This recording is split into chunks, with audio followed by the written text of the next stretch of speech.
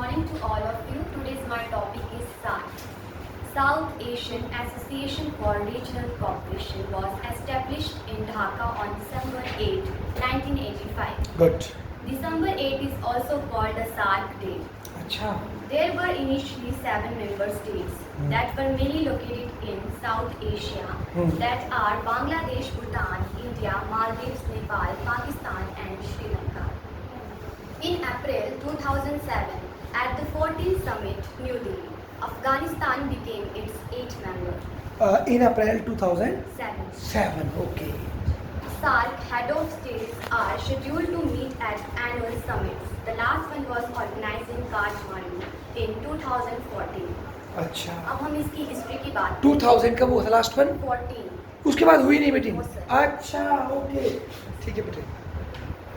The idea of establishing SAARC is not recent. It has roots in historical events. Okay. It evolved from 3 key conferences. Good. Sure. First is Asian Relation Conference, New Delhi, April 1947. बोलो बोलो. लिखो इसको. New Delhi.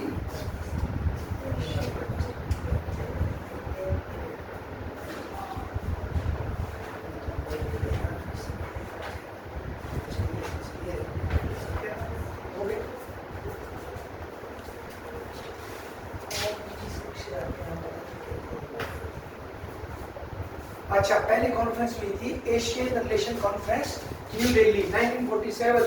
आ जाओ. इससे भी SAARC पे वो पड़ा था ना. बहुत बढ़िया. एशियाई संबंध सम्मेलन Good. भारत की स्वतंत्रता से पहले हाँ. 23 मार्च से 2 अप्रैल 1947 तक न्यू दिल्ली में आयोजित की गई. यह सम्मेलन भारत के पहले प्रधानमंत्री जवाहरलाल नेहरू की पहल पर हुआ था. इसका उद्देश्य था एशियाई देशों के बीच सहयोग, एकता और उपनिवेशवाद के खिलाफ साझा संघर्ष को बढ़ावा देना. इस सम्मेलन में एशिया के 28 देशों ने भाग लिया था. ये कब हुआ बेटा? 47 में ना. Yes, sir. कितनी कंट्री से भाग लिया था? 28. 28. तो कितना अच्छा बता रहे हैं आपको कि ये मतलब कोशिश थी हमारे यहाँ की एशिया के देश मिलके चले. और इसमें जवाहरलाल नेहरू ने बड़ा इनिशिएटिव लिया. और एक इंडोनेशिया के दिन भूल गया पहले प्राइम मिनिस्टर, उन्होंने भी ना. और बाद में इसको ही उससे भी जोड़ते हैं, क्या बोलते हैं वो जो नॉन अलाइनमेंट हुआ ना, उससे भी जोड़ते हैं इसको. शाबाश बेटा. और बताओ. Second one is Baguio Conference, Philippines, by 1950. Good. लिखो बेटा. मैं सुना नहीं आज तक. शाबाश.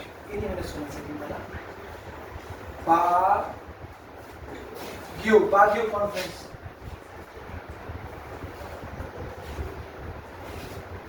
अच्छा. ये नहीं अभी सुना बेटा. Very good. फिलीपींस के बागियो में कॉन्फ्रेंस हुई. जो बाकी मित्र हमारे आए हैं फोन पे चेक करें ना, ये आपके काम आएगा. बागियो कॉन्फ्रेंस मई 1956. गुड. 50 में बनी. Yes, sir. बागियो. यह कॉन्फ्रेंस थाईलैंड द्वारा साम्यवाद देशों के विस्तार को रोकने के लिए और एशियाई देशों के सहयोग को बढ़ावा देने के उद्देश्य से बुलाया गया था. अच्छा. देखो इसको आप समझे. कोल्ड वॉर में जब ये ऊपर चाइना में कम्युनिज्म आ गया था, तो ये अमेरिका ने क्या किया, इन थाईलैंड और ये यूनिची जो देश है, इनको बोला कि भाई तुम रोको कम्युनिज्म को. तो उसके लिए कॉन्फ्रेंस बुलाई और उसका लक्ष्य क्या होगा, एशिया के देशों में वो करना. और जो बोलते जो आसियान बनाना 67 की कब बना, आसियान को बनाने के पीछे अमेरिका का हाथ है, ताकि ये देश कम्युनिस्ट ना बने और पूंजीवाद तरीके से अपना क्या करें, विकास करें. शाबाश. यह सम्मेलन एशियाई गुटनिरपेक्ष एकता के स्थान पर पश्चिमी समर्थित साम्यवाद विरोधी ब्लॉक अच्छा. बनाने की पहल थी. Good.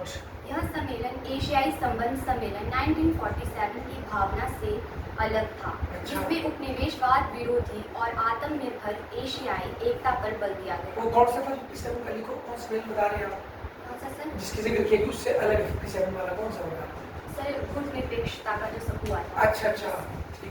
The third one is Colombo Power Conference, Sri Lanka, April 1954. अच्छा. वाह. कई नई आपने निकाले, हमको पता नहीं पड़ा. कोलंबो. आप थक तो नहीं है कैमरा में पेपर है? Colombo power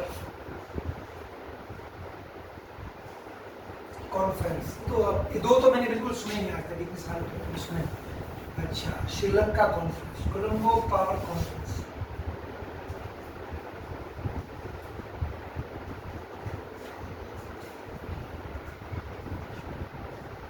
good.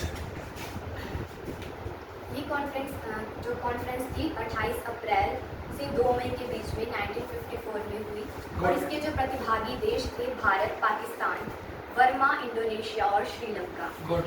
इसका उद्देश्य था एशिया में शांति और स्थिरता को बढ़ावा देना और इंडो चाइना संकट के समाधान के लिए साझा दृष्टिकोण अपनाना। अच्छा। इसमें नाम की जो नीति है उसको भी सुदृढ़ किया गया। In the late 1970s, seven South Asian countries aimed to form a regional intergovernment union. The initiative was formally proposed by Bangladesh President Ziaur Rahman. Okay. He contacted regional leaders to purpose the creation of SAARC. Good. उसका नाम लिखेंगे आप? जियाउर रहमान।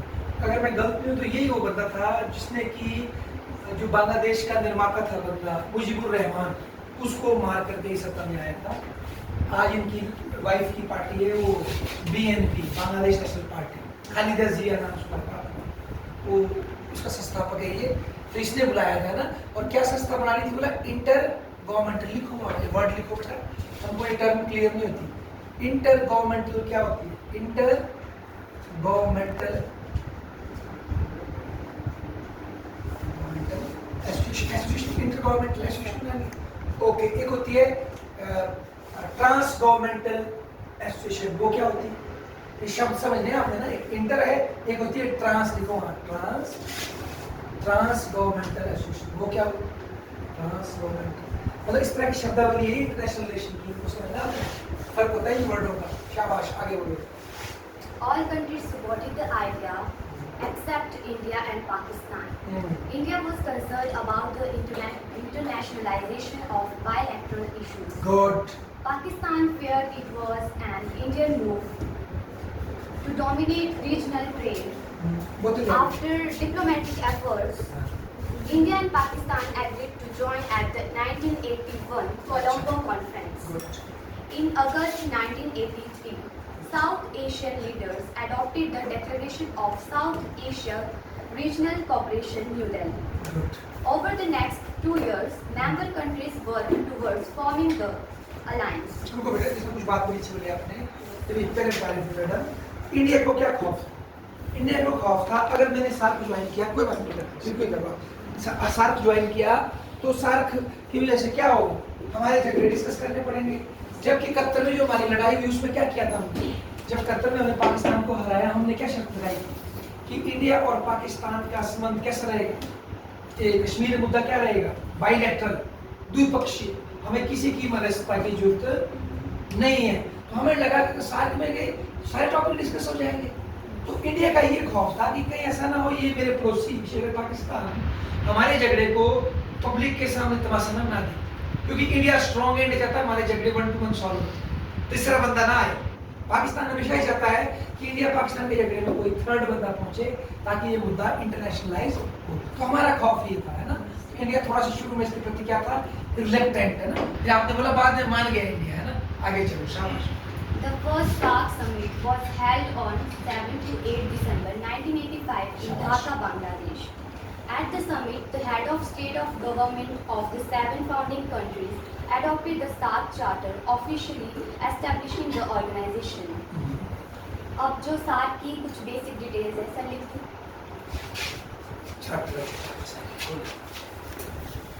जैसे आपने पढ़ा होगा UN का charter भी साइन हुआ था, पढ़ेंगे आप 45 के कम हुआ था यूएन चार्टर, फिर यूएन होता है वही साल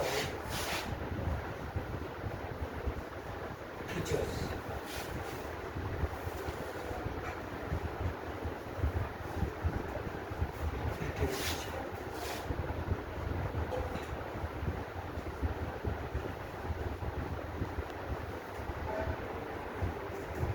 Revolution year 1985, ठीक है।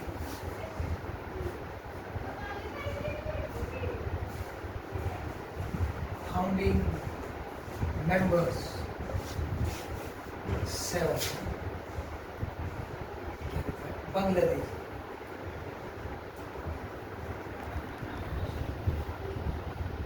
Bhutan,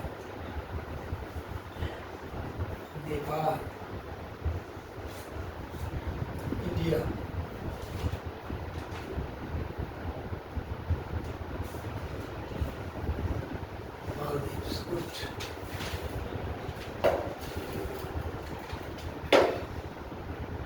Sri Lanka.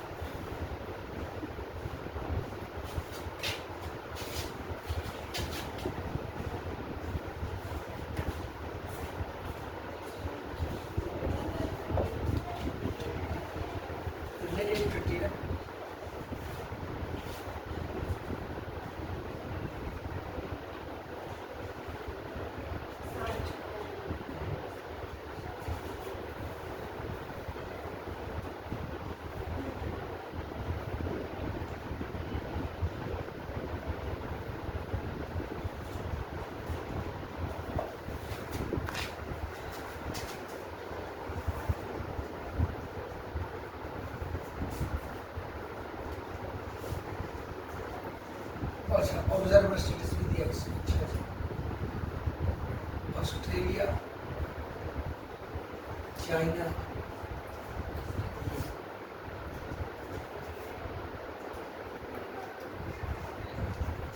Iran.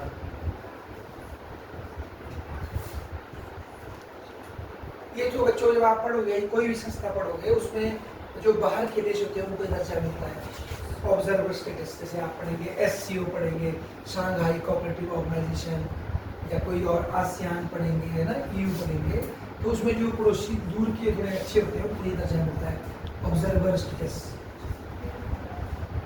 South Korea, बहुत सारे।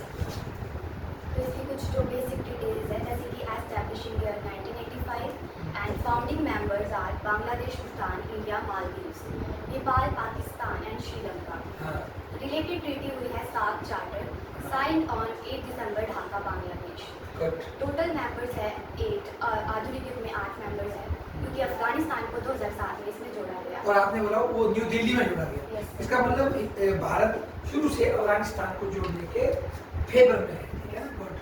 और जो ऑब्जर्वर्स स्टेट्स हैं वो 9 हैं: Australia, China, EU, Iran, Japan, Mauritius, Myanmar, south Korea and USA. Good, बहुत बढ़िया। इसका ऑर्गेनाइजेशन स्ट्रक्चर की बात करें तो सबसे पहले है council of ministers, good. composed of foreign minister of member state, responsible for policy formulation, reviewing cooperation progress, approving new areas, establishing mechanism and addressing journal matters. Meet twice a year or extraordinary sessions. Okay. इसके बाद है standing committee, including foreign secretary, oversees coordination, approves program and funding, sets priorities, mobilizes resources and identify new cooperation areas. Meet as needed, usually before Council of Ministers sessions, and reports to the Council of Ministers. And technical committee made up of member state representation, tasked with implementing, coordinating and minority programs. इसके बाद इसका एक secretariat है यानी कि सचिवालय, जिसकी स्थापना 1987 में की गई थी, जिसका मुख्यालय काठमांडू, नेपाल में है। अच्छा, इसका सेक्रेटरीट काठमांडू, नेपाल में। गुड। जैसा कि हमने पहले भी बात की कि SAARC is a regional intergovernmental organization of South Asian countries, जिसका जो एरिया है यानी कि क्षेत्रफल है 5.2 मिलियन किलोमीटर स्क्वायर है। सर सबका बता दो। बताओ बताओ।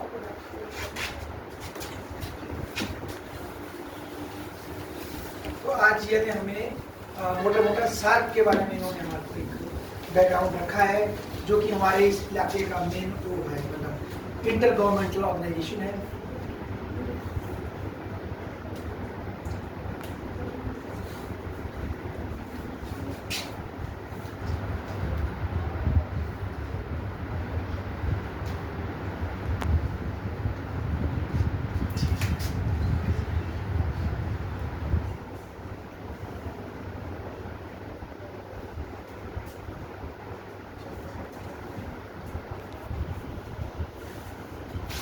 अच्छा, पूरी पृथ्वी का 3.4% भूभाग हमारे पास है, और अगर आबादी देखेंगे शायद 16% ना हो। देखो बता, कोई चेक करो काउंट कितने परसेंट आबादी है, मतलब कुल भूभाग का कितना खिता है हमारे पास 3.4, पर आबादी कितनी है आप हैरान हो जाएंगे, ज़्यादा है शायद। दुनिया की सबसे घनी आबादी है इस इलाके। बाकी बच्चे ज़रा फोन में लिख के बताएं कितने परसेंट आबादी है। 15 की 16%।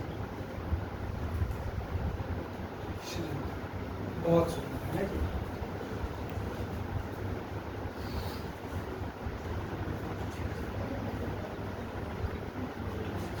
बांग्लादेश, गुड।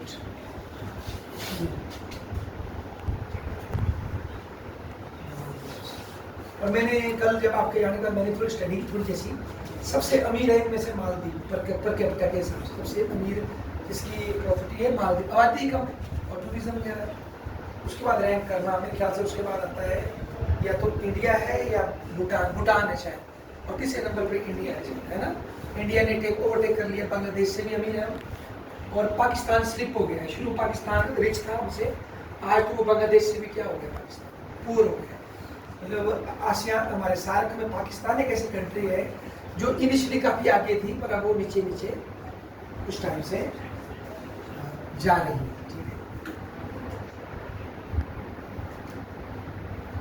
श्रीलंका में बहुत टाइम काफी रिच थी, कुछ सालों से श्रीलंका को चोट लगी है। पीछे देखो आर्थिक संकट वहाँ आया था, शायद आपको याद होगा, और राष्ट्रपति को भागना पड़ा था वहाँ से, है ना।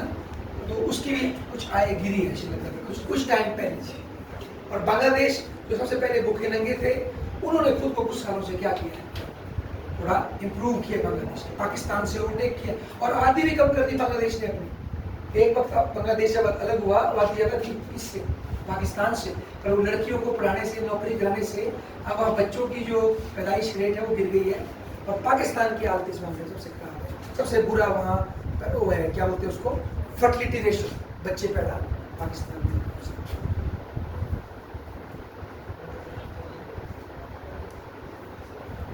ठीक है, दूसरे नंबर पर बड़ा देश कौन है इनमें, ये आबादी बता रहे हैं, ठीक है। मेरे ख्याल से नंबर 2 पाकिस्तान ही होगा आबादी के साथ। हाँ, अपने आप को मैं से बच्चों से वो खराब सी और 3 होना बांग्लादेश शायद, है ना। अब ये नहीं मुझे पता श्रीलंका की आबादी ज़्यादा है कि नेपाल की हो सकती है, चेक करें। क्योंकि हम इस इलाके के बारे में पढ़ रहे हैं ना, कि मोटा मोटा हमें क्या होना चाहिए, नॉलेज, ठीक है।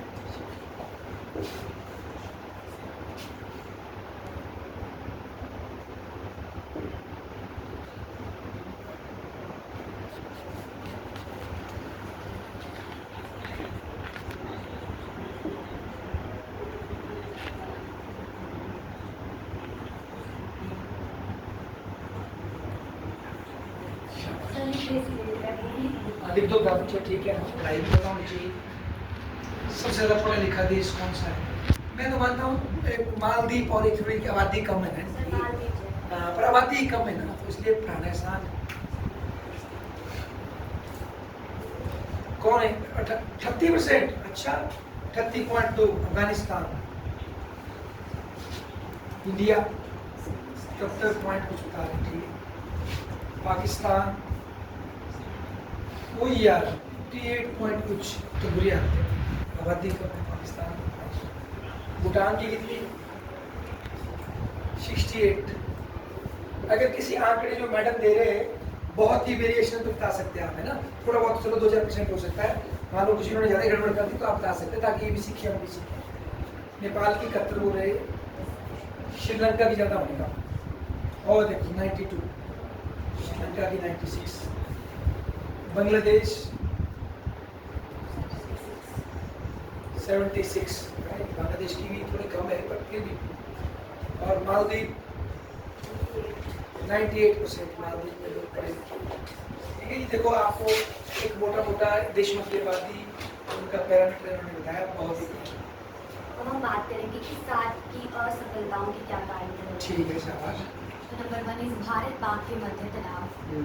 एक एग्जाम्पल के थ्रू समझते हैं। 2016 में जो उरी हमला हुआ, उसके बाद भारत ने जो इस्लामाबाद में होना था इनका सेशन, उसको उसने बहिष्कार कर दिया, और जो अदर मेंबर्स हैं साथ के, उन्होंने भी उसको मतलब समर्थन प्रदान किया। सेकंड नंबर है राजनीतिक मतभेद। नेपाल इस प्रकार की नीति अपनाता है कि कभी वो भारत के साथ अच्छे संबंध रख रहा है, कभी चाइना के साथ, जिस कारण कभी कभी जब कोई कंट्री चीन के साथ कर्ज लेकर प्रोजेक्ट बनाती है तो साथ की अदर कंट्रीज उसका विरोध करती रही हैं। आर्थिक असमानता। भारत की जो जीडीपी है, जो सभी सार्क कंट्री है उसकी जीडीपी का 70% अधिक है भारत की जीडीपी। अच्छा, वो सारे इकट्ठे भी हो जाए तो हमारी जीडीपी उनसे बहुत ज़्यादा है। अधिक है, जबकि भूटान, मालदीव जैसे छोटे देश हैं, जिससे कि जो आर्थिक असंतुलन पैदा होता है। नंबर 4 है लैक ऑफ कनेक्टिविटी। पाकिस्तान ने भारत अफगानिस्तान के बीच सड़क मार्ग भारत काबुल संपर्क को सार्क के तहत ब्लॉक कर दिया है, जिसके कारण तनाव की स्थिति उत्पन्न हो रही है। और नंबर 5 है चीन का प्रभाव। नेपाल, पाकिस्तान, श्रीलंका जैसे देश अब चाइना की बेल्ट एंड रोड इनिशिएटिव यानी कि BRI में शामिल हो चुके हैं, BRI चाइना जिसके का। साथ में भारत की पकड़ कम होती जा रही है। गुड। और सार्क समिट का टलना 2014 में काठमांडू में इसका हुआ था सम्मेलन, उसके बाद अब तक कोई भी इसका सम्मेलन नहीं हुआ है।